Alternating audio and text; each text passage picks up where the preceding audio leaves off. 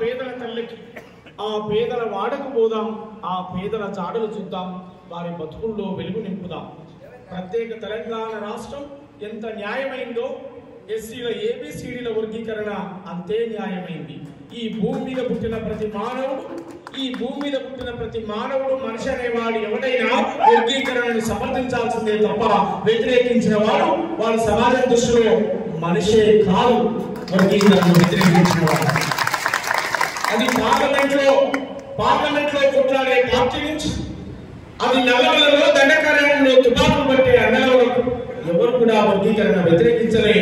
ఎందుకంటే సామాజిక న్యాయమే సరైన నినాదం తప్ప ఒక్కరు తింటా అంటే ఎవరు ఒప్పుకోడు. ఈ సమాజంలో 75 ఏళ్ళుగా అదే జరిగారు.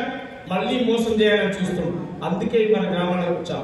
అందుకే నా మానవ జాతి కవులు, కళాకారులు, ఉద్యమకారులు, జాతిని చెప్పుకునే ప్రతి వర్గం మానవ జాతి రక్తం ఎవరిలో ప్రవహించిన వారు ఇవాళ వర్గీకరణ కోసం మనిషికి ఒక డబ్బేసుకొని ఇవాళ ఫిబ్రవరి 7వ తారీఖు హైదరాబాద్ కు పోదాం. లక్ష డబ్బులు